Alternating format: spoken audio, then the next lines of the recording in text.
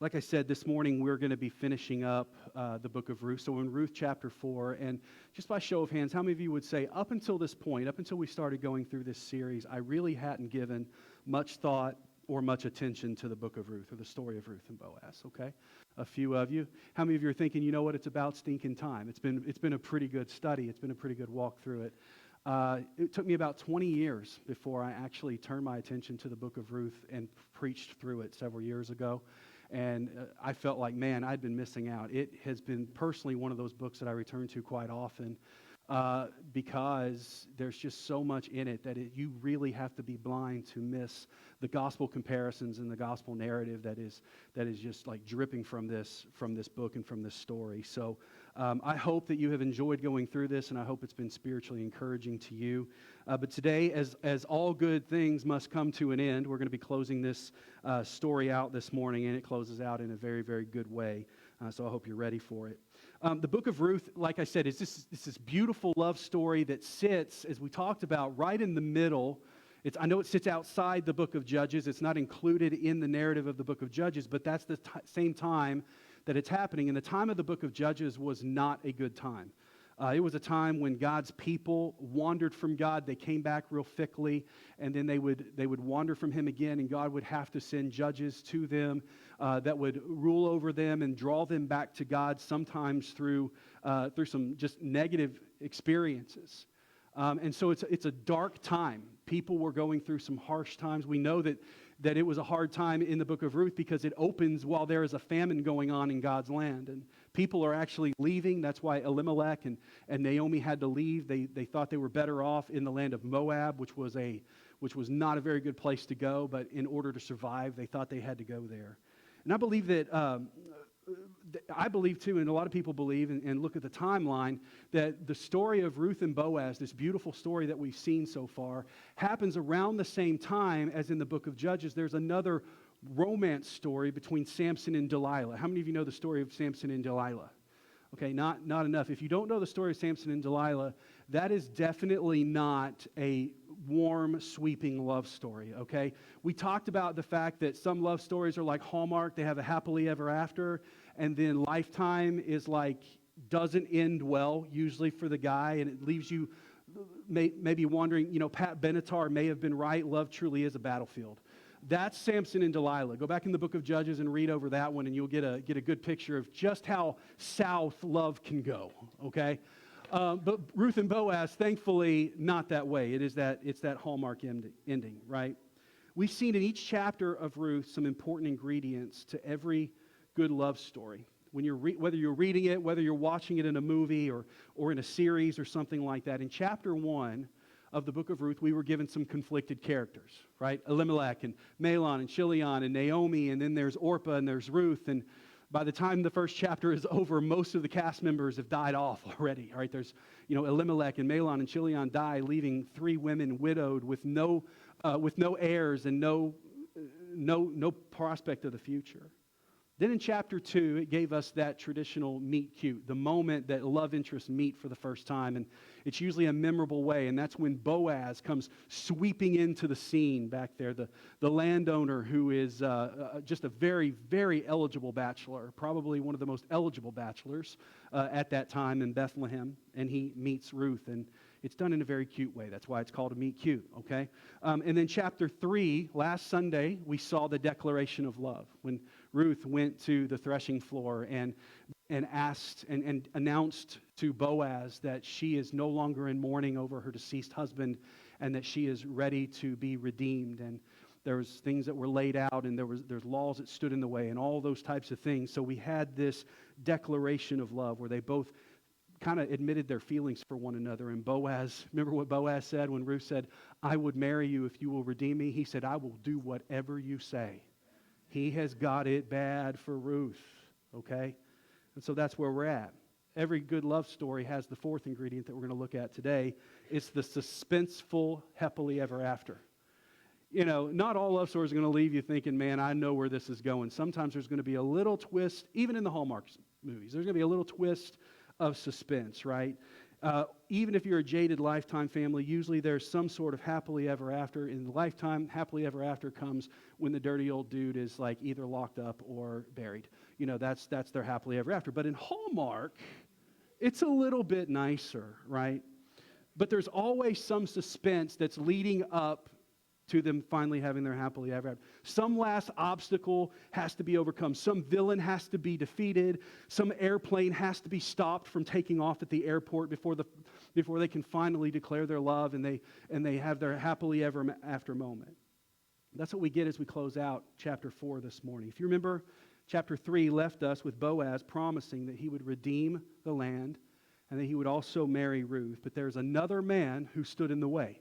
He's another redeemer that stood closer in the line according to the laws of the land, that a family member could redeem the property, but the person that was closest had that first right. And if he refused, then it could pass down. So we're left with this suspense. Are they going to be able to be together?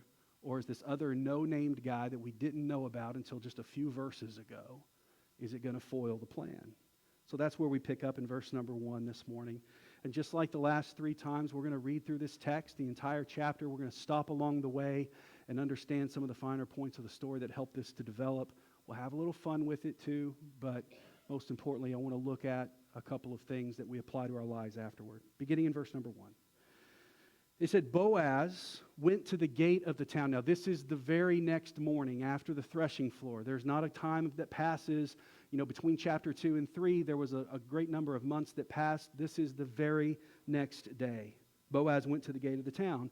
And that is the place where the official city business was done in those days. They didn't go to the town hall. They didn't go to the courthouse. They went to the gate of the town. This is where the magistrates would be. If you needed to do business, you just went to the gate. What was decided, it's said in one of the commentaries I look like, what was decided at the gate was the final word according to the law. So he goes to the gate, and what does he do? He sits down there. All right, he just sits down at the gate. Why is he sitting down there? Boaz is keeping his word to Ruth. He had promised that he would go first thing in the morning, and Naomi had even assured Ruth of that. She said, he said, right? She said, he will not rest until he has this matter settled. That's where we left off last week, right? And he says, as he's sitting there, soon the family redeemer that Boaz had spoken about came by. Another just so happened kind of moment, right? Oh, so that guy decides to go into the city today. He probably didn't have any business, but he walks through the city gate. Now, Boaz is sitting there waiting for the opportunity, meaning he is like, this is job one. It's the only thing that I can think about. I'm going to take care of this. So Boaz says, come over here and sit down. So he went over and he sat down. And then Boaz took 10 men of the town's elders and said, sit here. And they sat down. Why is it important that there's 10 elders? Well, according to the law of the land, 10 elders were required as a quorum of witnesses for any legal transactions that took place. Boaz is ready to do some business. And this guy may not have even known why Boaz wanted to talk to him. He's just happening into the city. And when he all of a sudden sees the 10 elders coming out, he's like, okay, we're about to do some negotiating. I wonder what's going to come out of this. And in verse number 3, we see what it is. He said to the Redeemer, Naomi, who has returned from the territory of Moab, is selling the portion of the field that belonged to our brother Elimelech. I thought I should inform you. Buy it back in the presence of those seated here and in the presence of the elders of my people. If you want to redeem it, do it. But if you do not want to redeem it, then tell me so that I will know, because there isn't anyone other than you to redeem it, and I am next after you. And the man said, we still don't know the man's name. We never will know the man's name. He responds, I want to redeem it. I want to redeem it. In other words, he's like, really? I didn't know this was happening.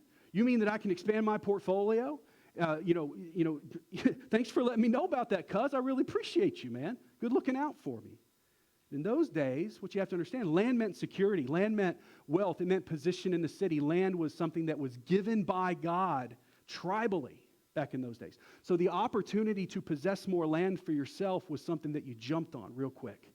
You entrepreneurs that do rental property and investment properties and stuff, he's probably thinking, man, I'm going to get me some more land and I'm going to build my portfolio. In those days, he's not going to pass up that deal. Look at verse number 5. Then Boaz said, one thing. On the day that you buy the field from Naomi, you will also acquire Ruth the Moabitess, the wife of the deceased man, to perpetuate the man's name on his property. And that verse is loaded with a caveat emptor to this guy, buyer beware, okay?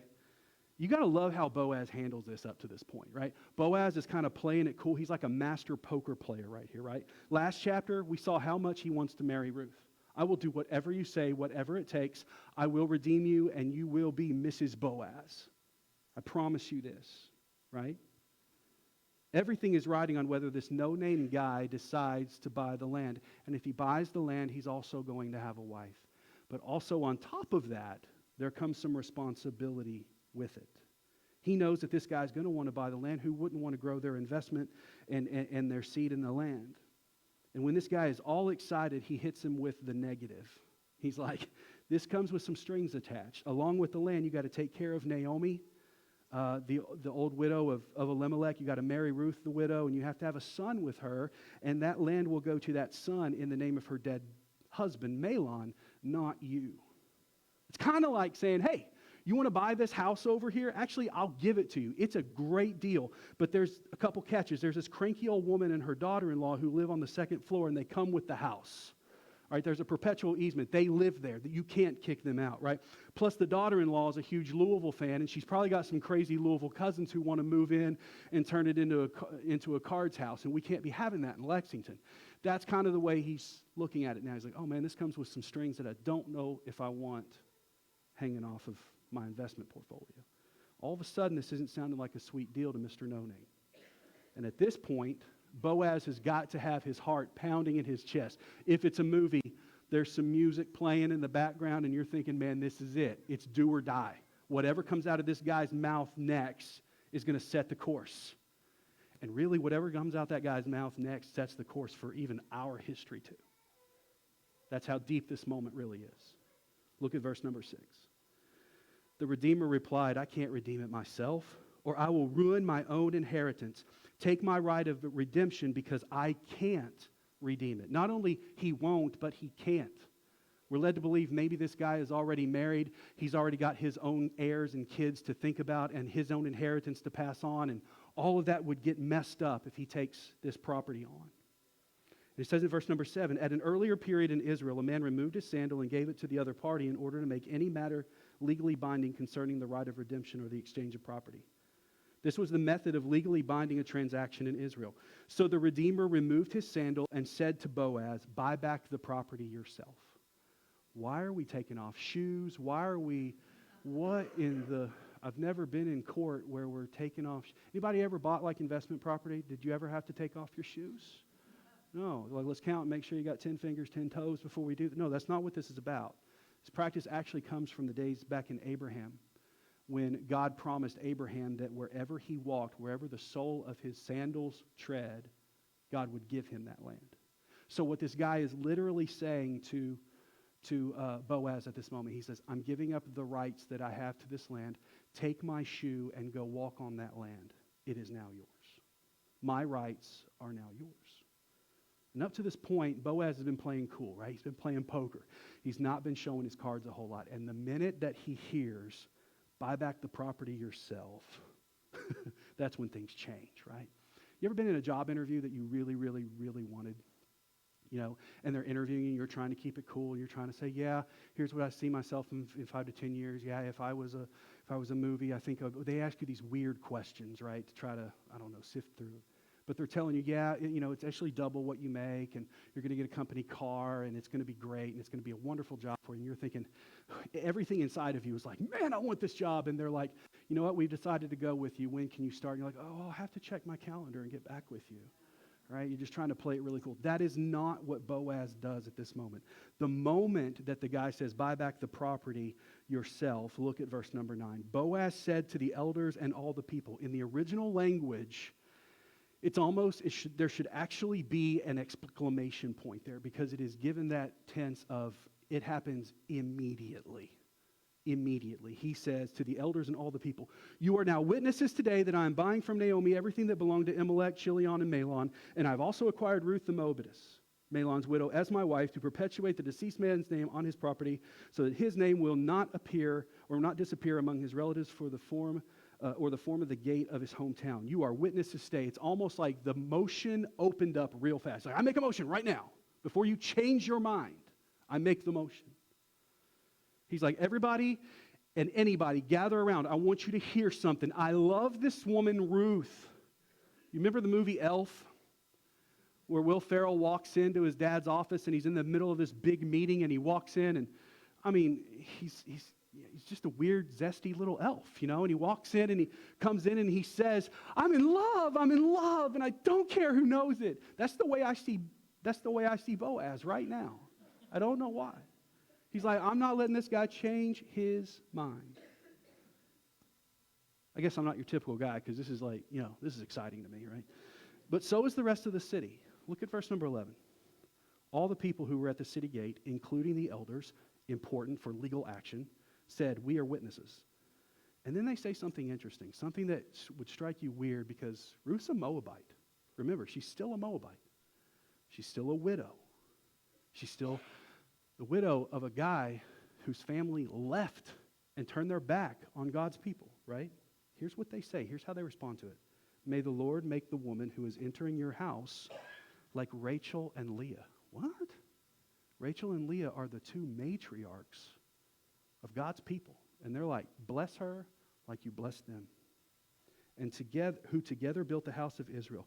May you be powerful in Ephrathah, and your name well known in Bethlehem. May your house become like the house of Perez, the son of Tamar, born to Judah, which is a whole nother crazy story too. Because of the offspring the Lord will give you by this young woman. They're like, if she's good enough for you, Boaz, and she's good enough for us. And we want her to be blessed just as though she was one of us. We accept her completely. And then they pronounce this blessing over them. They keep on going, and they pray for them. And then to have children and for their house to be blessed and for their name to be established forever. And that's just what they go and do. Look at verse number 13. Boaz took Ruth and she became his wife and he slept with her. PG-13. And the Lord granted conception to her and she gave birth to a son. All in one day. Ain't going to wait around, man. No. No picking out China patterns. No place cards for the reception, nothing. Just, we're going to get married, right? The women said to Naomi, blessed be the Lord who has not left you without a family redeemer today. May his name become well known in Israel. She will renew your life, or he will renew your life and sustain you in your old age. Indeed, your daughter-in-law, who loves you and is better to you than 7 sons, has given birth to him. Naomi took the child, placed him on her lap, and she became a mother, or in the Hebrew language, it's a nanny or a grandmother due to being Mahlon's mother to him. The neighbor women said, a son has been born to Naomi, and they named him Obed. Catch this. He was the father of Jesse, the father of David. Anybody ever heard of David before? King David? This is the family tree of King David, right? The rest of the chapter hits us with a genealogy, which we'll get into in just a moment. So there we have it. There's the end. That's the way the book of Ruth ends. Do you think that Hallmark or Lifetime deserves the rights to the movie? Right? Hallmark definitely does, right? Obviously, this book gives us a happily ever after ending, but this chapter, just like the chapters before, gives us an important understanding, more importantly, of the gospel and how it relates to us today. Because in this passage, I think you can find identification either with Ruth, you're on the outside of the kingdom looking in, wondering if life can get any better, wondering if you can be redeemed, or you may be like Naomi. You've been with the Lord for a while, but you've wandered away and you've been thinking, like she said back in chapter 1, I'm broken and I'm bitter. God's turned his back on me. Both of these women found out that the redeeming, chasing love of God is open to anyone who will receive him. And his thoughts for us are not of one to keep us away from him and far from him, looking for us to fail so he can hold us away. His thoughts for us are one that calls to us and welcomes us in with open arms. And not only does he invite us in, he goes the extra mile to make sure that the invitation is open to everybody. That's what I want to look at for the rest of the time that we have this morning, is I want to look at what the redeeming love of Jesus means for us today. What the redeeming love of Jesus means for us today. Because there's a lot of people today who think that the goal in life is to find your happily ever after. But when we're doing that, there's so many people that are shooting at such a lesser target for that, and they miss the target that matters the most, and that is the redeeming love of Jesus Christ. You want to find your happily ever after. It rests in a relationship with Jesus Christ and with Him alone. And it's only through that relationship that everything else in life begins to make sense. It's only then do you find that life is more than just living, dying, collecting money, leaving an inheritance behind. All those things that we saw in this story, those all run secondary to the true narrative of we need Jesus. And Jesus is the great lover of our souls. So the first thing we see about the redeeming love of Christ is that it is a love that fights for us. It's a love that fights for us. Look back at the text just a moment. In chapter 3, the very last verse of chapter 3 gave us attention that even though Boaz had someone standing in his way, and this may not work out the way they had wanted to, what does Naomi say to Ruth? In verse number 18 it says, Naomi said, "My daughter, wait until you find out how things go, for he will not rest until he resolves this today." Did you catch that? Boaz is not going to rest. He spent all day yesterday threshing his crops. He spent that night, not a very good night of sleep, out on the threshing floor, sleeping on the ground, getting interrupted by a wedding proposal. I mean, the guy's probably tired, could use some rest. And he's a little bit older, so he doesn't get on as well as he did when he was younger. But he doesn't rest. He goes straight from the threshing floor to the city gate to take care of this matter. And he waits. He waits for it. Who doesn't want someone who loves you so much that they'll go to the mat for you? Who doesn't want someone that loves you so much that whatever it takes, they're going to make sure that the way is paved for you to be together? Reminds me of that theme song in Karate Kid Part 2. You know, I'm the man who will fight for your honor. I'll be the hero. Anybody may get it? It doesn't sound as good with my voice, but it's Peter Cetera and his ultra-high voice that makes it really sound epic, I think. Go back and watch it. You'll see what I mean. Or just look it up by Chicago. It's a really good song. It'll change your life. But what we want, when we think about someone who loves you, and you think about an epic love story, you think about someone who fights for love. That knight in shining armor, that hero, and I know that we're in 2026 and those stories don't maybe land as well as they used to. But when it comes to a Savior, we need someone who can conquer sin and death. We can't do it ourselves. We need that one who loves us in a way that he was willing to fight and go to the mat. And that's exactly what Jesus did. Boaz goes straight to the city gate, and here comes the other guy who has first rights to redeem. And Boaz is like, let's get ready to rumble. Let's go. Right? And what was important to get here, what's important to get here is found in verse number 5. After the guy is salivating over this land, after he finds out all that's going to come to him, he's going to get this land, he's going to increase his portfolio, he's going to become greater in the land.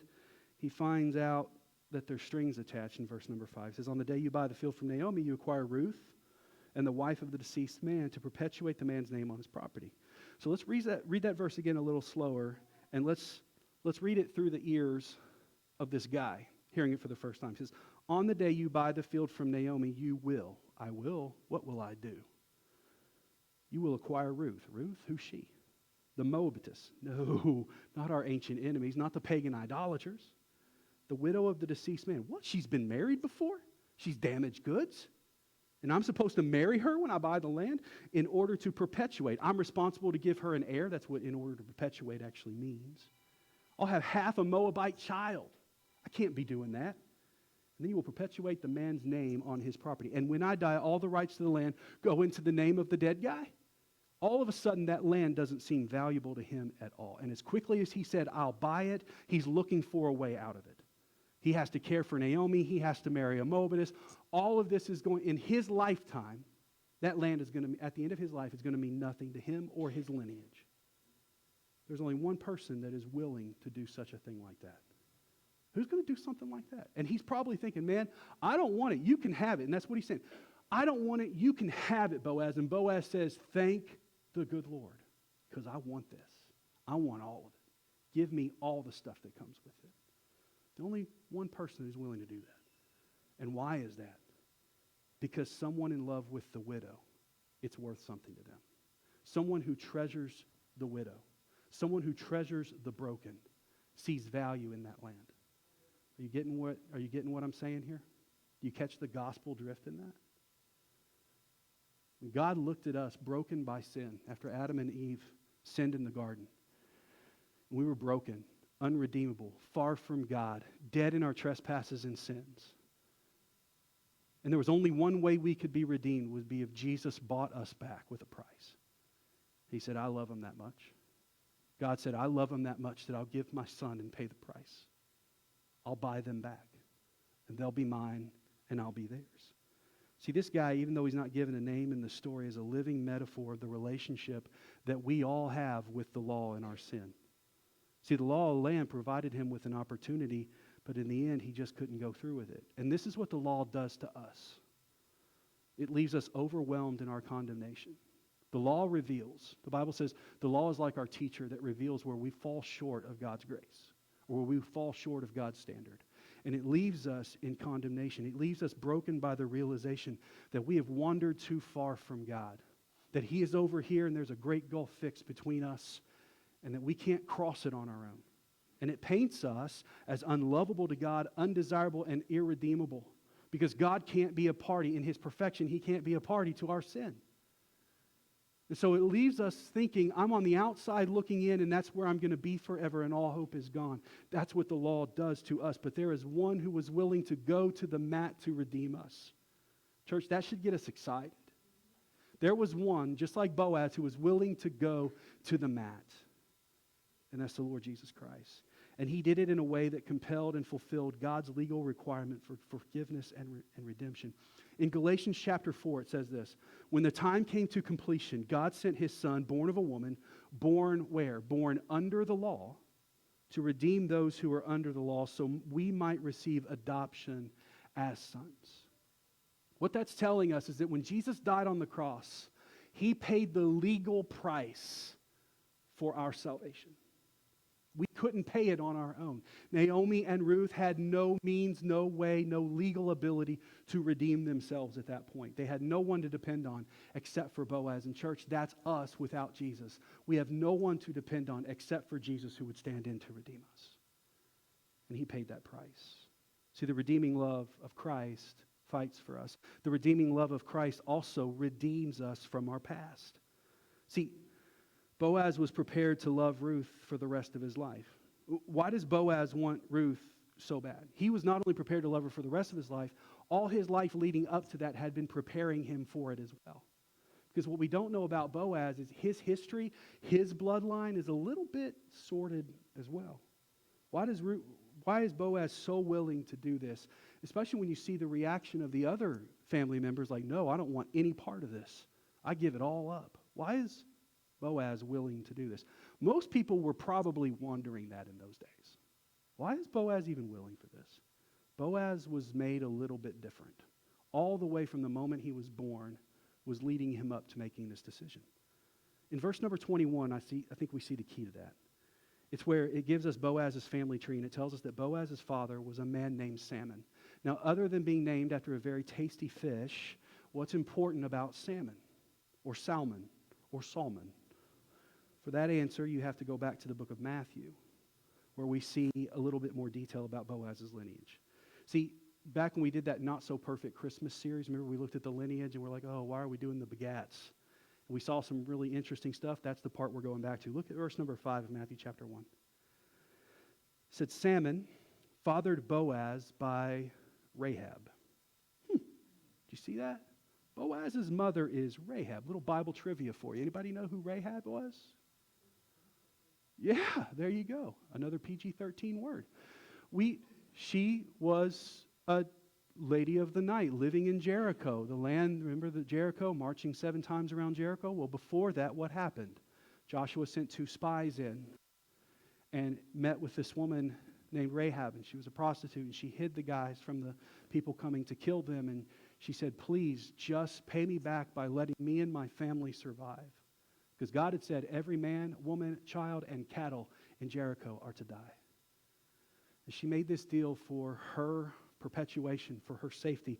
And she said that she had learned to fear the God of Jacob and Isaac.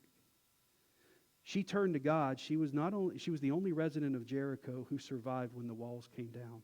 And she was taken in by the Israelites after that, allowed to live among them, not as a foreign pagan prisoner of war like it would be done in those days, but as a fellow believer in God. And to top it all off, Salmon, who was later also in some other lineages noted to be a prince in Bethlehem.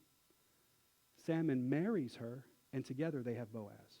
So just as he had seen his dad possess the ability to faithfully and redemptively love a woman whose past had defined her as less than desirable, as an outsider from God's people, and a prostitute from an enemy land, Boaz was willing to truly love a woman with a past that was marked by death, and a woman from Moab who wasn't desirable among her people as well. His entire life had been leading him up to this moment to receive Ruth as his wife.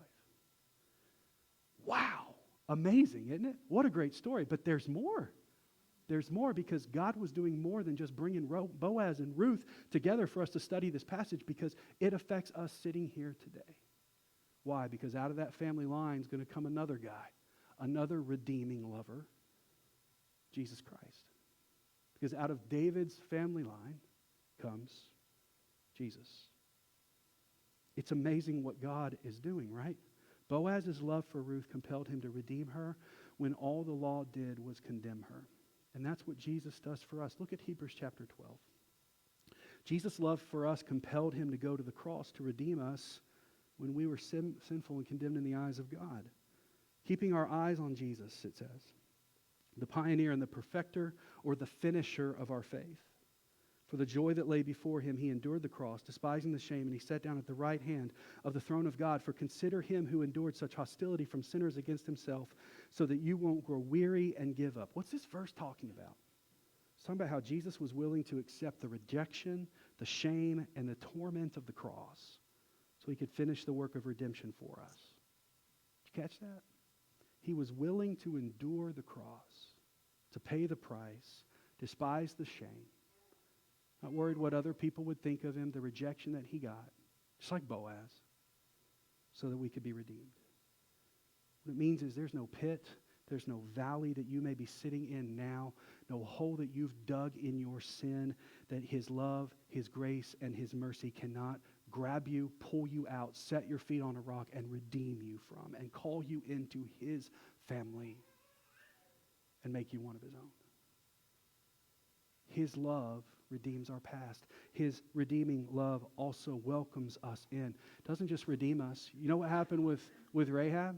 She wasn't just brought out and given life and said, okay, you can live as a slave among us. She was brought in as one of them and was married. And now her family is mentioned in the line of Jesus. It welcomes us in. Boaz's love and acceptance of Ruth impacted the city. And this part teaches us something very important about the church. And I think it's this. The impact that Boaz's love for Ruth had on the city and their view of Ruth is something that we should learn. It should be the way that we look at those who are outside the church. The love of Christ for the lost should impact the way we love the lost. We should have the same view of one who is seeking and trying to find who they could save, rather than sitting with our arms crossed and our teeth clenched and be like, man, I tell you what, the world out there is getting darker and darker, man. What are we going to do about it? Which is what many people find more comfort in doing. Justifying ourselves against, man, if they would just love God. Well, how shall they know unless there's a preacher? How shall they know unless we go and disciple and tell? The way Boaz loved Ruth impacted the city. Boaz's unhindered love and acceptance of Ruth spread to the entire city. The church must welcome those who Christ loved. And I believe it's a real example here from Ruth. The city was welcome to Ruth because of the example of Boaz. And here's what Jesus said. He's always ready and willing. He said, come to me, all who are broken and tired and weary, and you will find rest. That should be on the sign of every church, right? Come in here, all who are broken and weary, and you'll find rest. That should be what we are screaming from the rooftops. Because, yeah, it's dark out there, but in here, there's a lot of light. And when there's brightness around us, there's brightness that emanates from as well. I don't want to get too poetic there. Remember that Galatians chapter 4, that passage we later say? Here's the last part of it. It says, and because you are sons, God sent the Spirit of His Son into our hearts, crying, Abba, which means daddy, father. So you are no longer a slave, but a son. You are no longer an outsider. Condemned in sin, you are a son or a daughter of God, part of the family, redeemed, joint heirs with Jesus Christ. And if you are a son, then God has made you an heir. The redeeming love of Christ fully welcomes us into the family with open arms. Ruth wasn't just on the family tree with a little asterisks by her name, like she was kind of one of us, but she wasn't really. No, she was received as totally one of God's chosen. And that, just as a city was compelled to welcome Ruth in light of Boaz's love for her, we need to be prepared to love all in light of the love that Christ has for everyone. The redeeming love also gives us a future.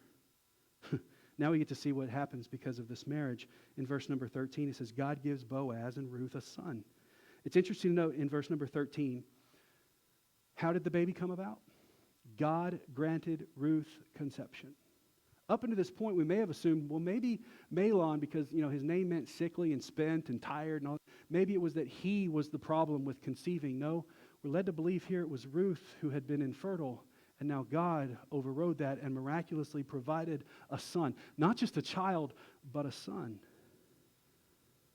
And in those days, a son meant a future. A son meant the family line would continue. It meant that the land that was just redeemed would be passed on. It would stay in the family. Not only is the family line continued, but Ruth's purpose is renewed, or Naomi's purpose is renewed as well. Remember, Naomi came back bitter and broken, thinking all hope was lost. She just came back home to die in her homeland. And what happens? Naomi now becomes a grandmother.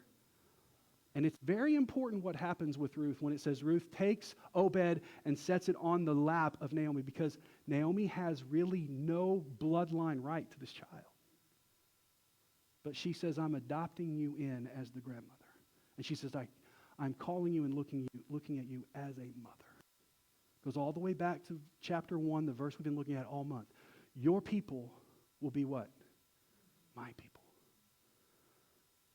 It's a wonderful example in helping us understand that the family of God has bloodlines that are stronger than our biological family here on earth. And our bloodlines spiritually will last much longer than even our family bloodlines. Because when we're redeemed in Christ, we live for eternity together as his family. Naomi's purpose is renewed. Naomi, who had lost 2 sons and a husband, takes this baby and becomes her grandmother. She'd come back to Bethlehem to die, but now she has a new reason to live. And not only that, Boaz's name is remembered as well, right? It says in verse number 11, Boaz and Ruth's names would be famous in Bethlehem. Remember, Boaz gave up the rights to the land. The land would go on in the name of Mahlon. Oh, but Boaz's name goes on way further, doesn't it? Listed in the lineage and the genealogy of Jesus Christ himself. As a grandfather of David, as a great-grandfather of Solomon, 2 kings in Israel. Boaz's name lasts a little bit longer, doesn't it? This is the last time we'll talk about Mahlon, by the way. Mahlon doesn't show up anymore. Oh, his name continues on the land, but Boaz's name continues into our heritage. See, when you come to Jesus, you're given a future. You're given a hope.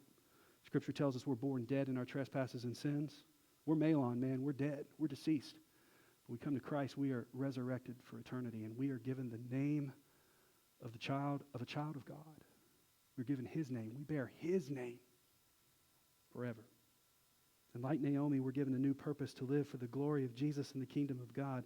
Like Ruth, we're taken from being a barren outcast to being a fruitful child and an heir of his glory. So the redeeming love gives us a future. And then lastly, God is always working his plan of redemption. God is always working his plan of redemption with us. Ruth goes from a barren, rejected widow to being a married mother.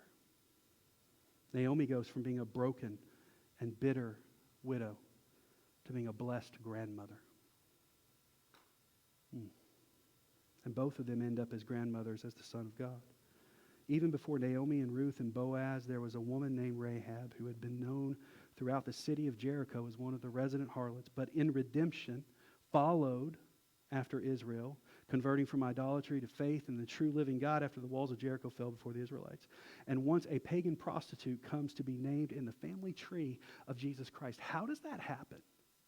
How is it that in the family line of Jesus, the Son of God, the King of Kings, the perfect, righteous one, the spotless Lamb, we see this like checkered past in the family tree? Why does God do that?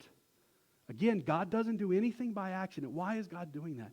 It is to show us that Jesus redeems all form of brokenness and sin, and there is nothing that is greater than the power of Jesus Christ to redeem us and raise us from death to life. Nothing. And he will also take our checkered and our sad past and make it beautiful in his eyes. God is always working his plan of redemption. That's what redemption is. It's taking what is broken, what is not enough, and redeeming it and making it not just enough, but more than enough, and a beautiful advertisement of the glory of God. The unloved are loved.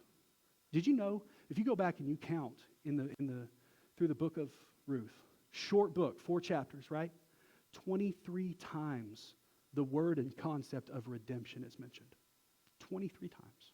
It's almost like God is saying, don't miss the theme. It's redemption. And I'm not just redeeming Ruth. We are all Ruth. I'm redeeming you by my Son, Jesus Christ. The inheritance that has been lost because of sin is reclaimed through the sacrificial, loving generosity of God the Father. The barren and the hopeless become fruitful and hopeful. The poor are restored and they are elevated into royalty, and the unloved are loved in a way that they could never have imagined. Bitterness and sorrow are restored to sweetness and joy. The book of Ruth starts with death, Naomi losing her husband and her sons, and it ends with a genealogy, which is a list of life, recounting a list of birth, not just the birth of people, but the birth of the Son of God. Ruth ends with a genealogy because the Bible ends with resurrection. You read to the end of the story, we get that happily ever after at the book of Revelation too, don't we? Only there's not an ending, right? It's just an end that is a beginning of a life forever with Christ in heaven for all of eternity for those who've been brought into his family through Jesus Christ. For the world, life starts with birth and ends in death, but for the Christian, we understand that we're born in death, but God ends our story in life that never ends. Only the gospel does that, church. Only the gospel. There's no other story. No other story where that happens. That's happily ever after. A lot of people would say, man, if I could just find that Prince Charming, if I could just find that Princess Charming out there, or if I could just find someone, man, my life would be complete. Until you find that someone named Jesus Christ, there is no one and nothing else that will actually complete you. Nothing. Your happily ever after is found in Jesus. Everything else just becomes a byproduct of that. And then, does Christ lead us to the people? Yes. Does Christ plot our path? The Bible says that the steps of the righteous are ordered by the Lord. He does have a plan. But that plan has to start with coming to him. So as we close out this morning, what have we seen through this entire book? We see a God that keeps pursuing, a God that keeps redeeming, a God who turns funerals into family trees, a God who takes bitterness and writes grace over top of it. And after 4 weeks in this beautiful story, we stand with Job and say, I know that my Redeemer lives. His redemption is still taking place. We know that he lives. In the words of the hymn, there is a fountain filled with blood, sums it all up. That one line, I love the line, it says, redeeming love has been my theme and shall be till I die. His redeeming love. Is it the theme of your life today? You wake up every day just knowing and understanding whatever comes, I'm sitting right in the middle of the palm of God because he has his hand around me and I'm living in the redeeming love of Christ, meaning I can't go far enough where his grace can't reach. I can't hide anywhere he doesn't know where I am, and I can't be unlovable enough to where he would give up. God just loves me and he pursues me. He pursues me with the redeeming love. Is that the theme of your life? If not, I hope that through this series, you've seen that it can be. All Ruth had to do was show up in Boaz's field. Boaz took care of the rest. All Ruth had to do was show up. And Boaz took care of it all. for us, salvation is, I just have to show up. Jesus already took care of the rest of it. If you're not saved, you don't know Christ, let today be the day. Or maybe you're like Naomi. You're like, man, I've just grown bitter. I've just lost sight of the goodness of God's redeeming love for me. Let that bitterness be turned back into peace and sweetness by just reviewing that story of how much God loves you. As we bow our heads.